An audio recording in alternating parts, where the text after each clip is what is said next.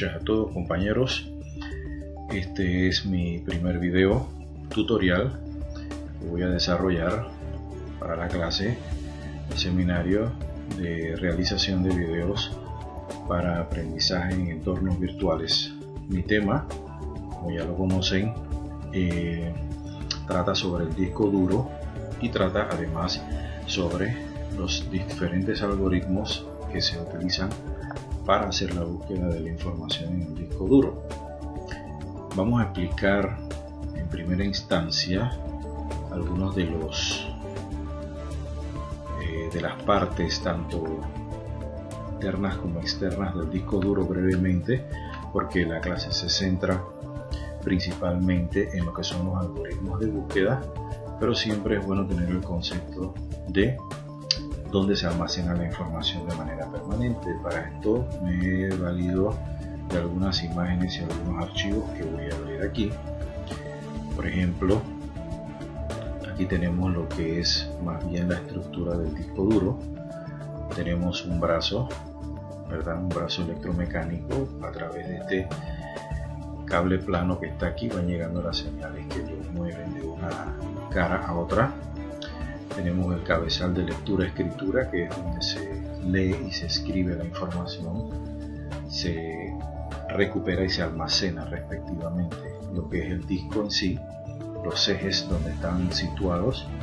Esta es una imagen de más o menos cómo se pueden estar guardando los archivos. Realmente no es así, pero para mostrar un ejemplo pues se hace de esta forma: un actuador y lo que representan pues las fuentes y las tablas del tablero del circuitaje donde va conectado el disco duro. Recordemos que esta es una unidad que tiene como característica principal el poder almacenar información de manera permanente.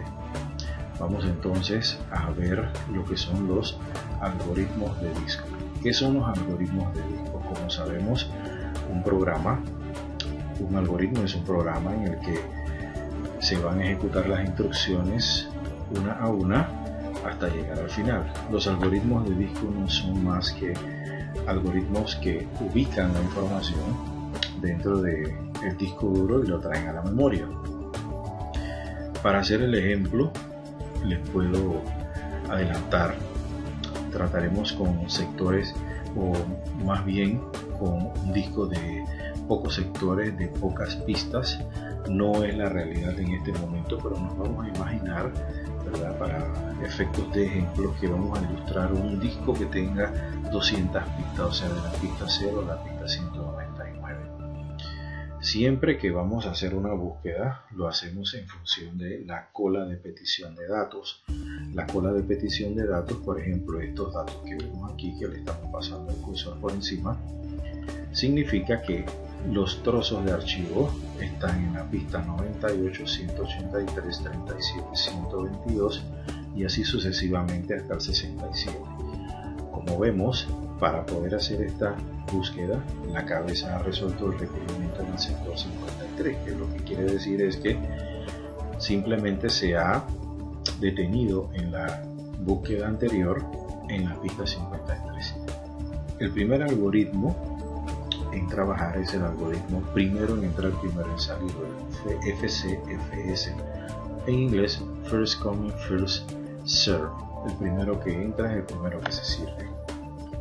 Si resolvemos que la cola de petición de datos va de la 98, 183 y así sucesivamente hasta la 67, comenzando en la pista 53, como lo vimos aquí a partir de la última búsqueda, vemos cómo el algoritmo funciona pasando en ese mismo orden de pista en pista hasta recoger toda la información en cada una de las trazas que le corresponden. Aquí llegamos al sector 65, y luego a la pista 67, pista 65, pista 67. Hacemos una sumatoria y vemos que las pistas que se han recorrido son 640. Vamos al segundo algoritmo. El algoritmo Short Seek Time First es el tiempo de búsqueda más corto.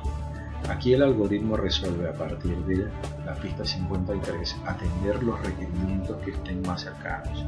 Como vemos, el 65 está más cerca del 53 que el 37, solamente por una unidad, de manera que se atiende el requerimiento que está en la pista 65 y así sucesivamente. Luego a la 67, 37 atiende la 14, va al 98, 122, 124 y termina en 186, 183.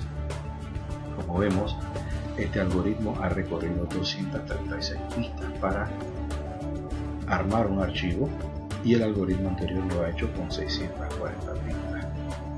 Otro algoritmo es el algoritmo scan, que resuelve hacia su izquierda. A partir del 53 vamos resolviendo hacia la izquierda. Esto tiene la particularidad que llega al extremo del disco y comienza a servir a todos sus requerimientos que están a la derecha. Vemos que las mismas pistas se recorren, son 236. Continuamos con el look, que lo que hace es atender en una forma parecida al scan. Por eso aquí podemos apreciar que dice versión de scan.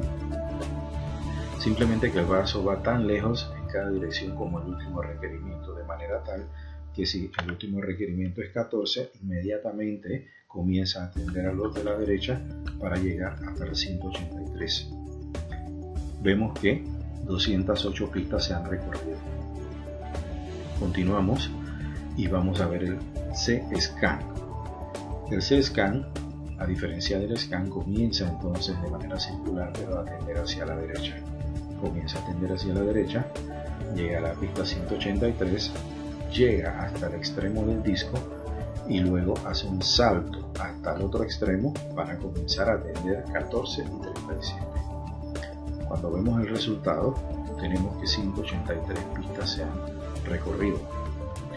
Y por último el C-Look, que es una versión mejorada igual del C-Scan, que lo hace exactamente igual, pero atendiendo hacia la derecha, no necesariamente llega hasta el extremo del disco y salta al otro extremo hasta el requerimiento, no al otro extremo del disco, y comienza a atender. Vemos que en ese paso nos ahorramos 30 pistas más. Entonces, bien, ¿cómo sabemos qué algoritmo está implementando el sistema operativo? Dependiendo del ambiente. Si es un ambiente de tiempo compartido, si es un ambiente en el que se tienen que atender requerimientos de cada uno de los usuarios, entonces el disco resolverá e implementar a través del sistema operativo alguno de los algoritmos más eficientes. Si es un ambiente de monousuario, por supuesto que solamente tendremos la tarea única, por así decirlo, de un solo usuario y no hay problema si se implementa el archivo first come, first serve.